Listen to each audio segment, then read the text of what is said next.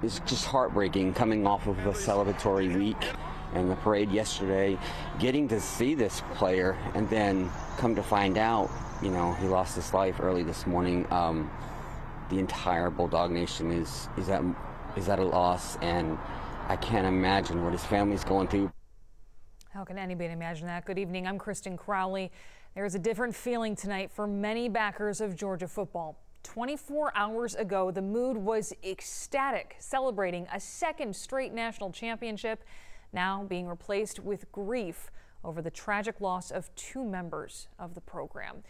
20-year-old Devin Willock, an offensive lineman, and 24-year-old Chandler LeCroy, who served as a member of the football staff. Both died while traveling overnight in Athens.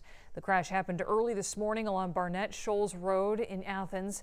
Athens-Clarke County Police say the vehicle they were in veered off the road, struck two power poles and several trees before finally coming to a stop. We go now live to our reporter Dawn White with the latest on this tragedy affecting all of Georgia. Dawn. Well, Kristen, we saw fans and students coming to Sanford Stadium today. We saw them leaving these flowers here and the signs at this makeshift memorial, and you can feel the sense of sadness and grief as the community here comes together. A dark and quiet UGA campus is quite the change from Saturday's festive atmosphere. It feels very heavy. Today just felt very heavy. Like yesterday was just light and cheery and everyone having the best time, and today it's like, wow, everything can change so fast and it's just sad. UGA freshman Rebecca Harcourt went from elation to grief. It's pretty devastating, especially after the celebration and the parade yesterday.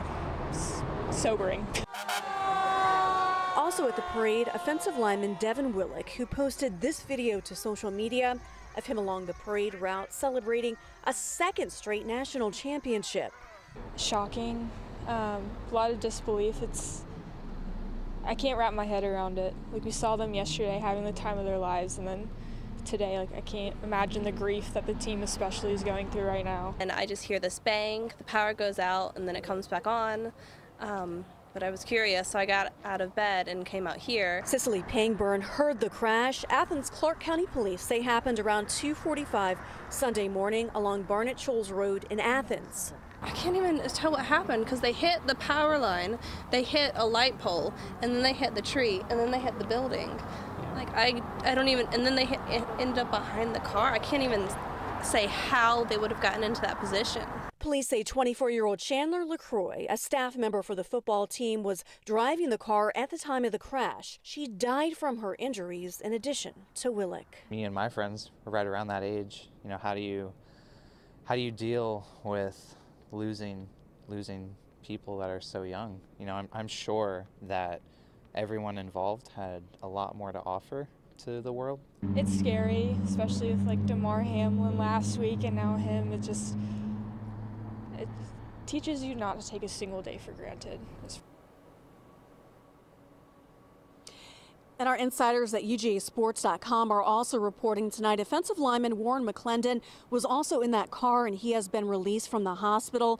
A fourth person, staff member Tori Bowles, she is in the hospital right now in serious condition. And Kristen, Bulldogs Nation is in mourning tonight, and they are coming together in their grief. Yeah, Dawn, tonight we are seeing one of Devin's last acts of kindness, showing he was someone who was a kind soul and cared about others.